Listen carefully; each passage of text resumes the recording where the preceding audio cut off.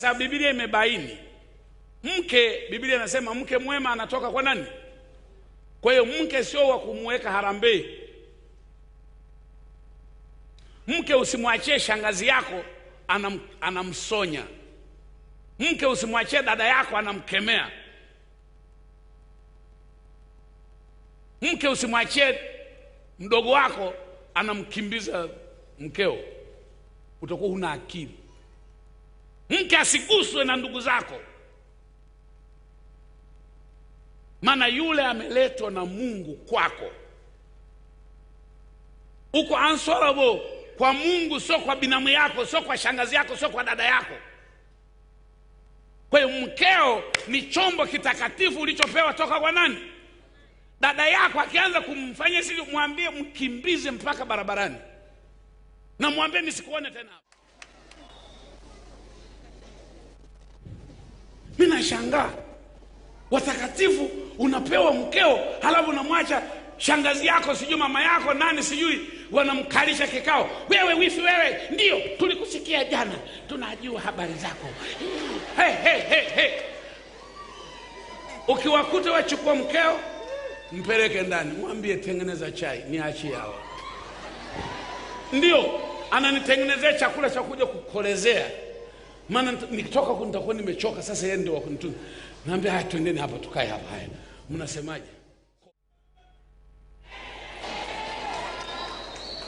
Na mumeo akifika kwenu, sio kaka yako anamsema mumeo, wewe umeolewa na mwanaume gani yule? Naambia kaka, sikiliza, umenitukana inatosha, ngoja nifunge kitenge. Itaeleweka leo. Maana umepewa na Mungu. Sio mumeo anazalilishwa na kaka zako. Sijui sasa mimi nisemeje. Wamesema wenyewe. Wenyewe kina nani? Ni cha kwako wewe. Sio cha dada yako wala sio cha kaka yako, ni chako wewe.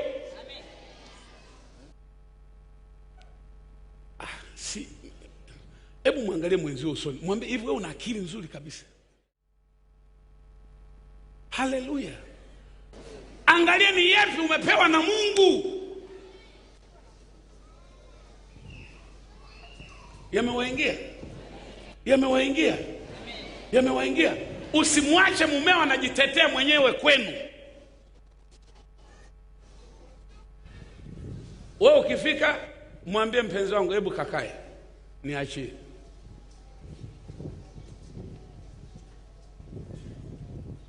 Unawaambia kaka zako, baba yako, mama yako, waambie jamani, mlimjua?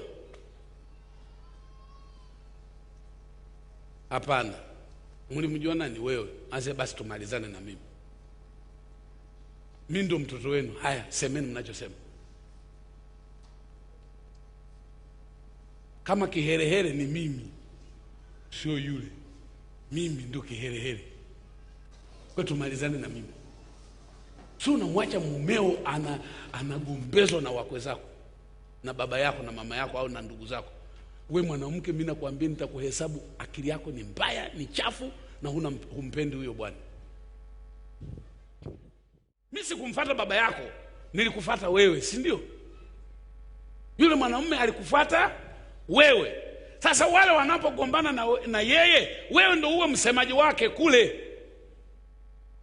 Ndio maana tunasema katika nchi tuna balozi wa Tanzania, yuko Marekani, anaongea juu ya Tanzania. Hahitaji rais kwenda kujitetea, yuko mtu kule. Sasa mimi kama nimeoa kwenu, mimi sihitaji kujitetea kwenu. Balozi wangu ni wewe.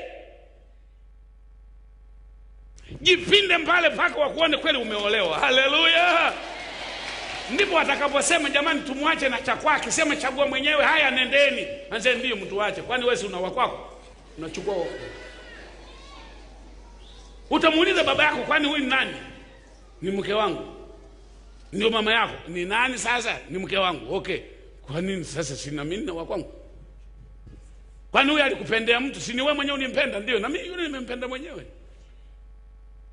Na wewe ukija kwetu, nikiona dada yangu sijui baba sijui mama wanakuja mawenge namna hiyo, na yatuliza huko tunabana nini ya juu kwa juu. Kama tutaongea Kiingereza, Kingoni, kinini, tunamalizana huko juu. Wewe tengeneza chai.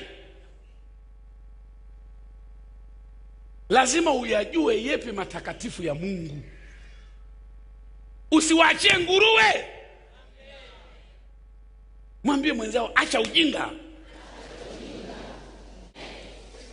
Ndoa nyingi zimevunjika kwa sababu ya wengine kukosa kujua nafasi zao, wakaachia watu wengine wakaingilia ile ndoa, wakaleta wakachakachua.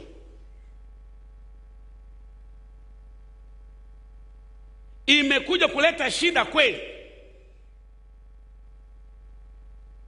Yawezekana si ajabu mumeo alisemwa na kaka zako, alisemwa na baba zako.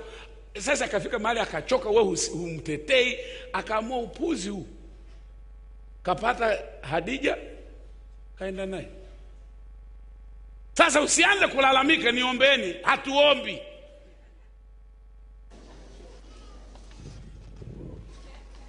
Mahubiri magumu ataanza kusema mwingine anashushaga mawe tutu.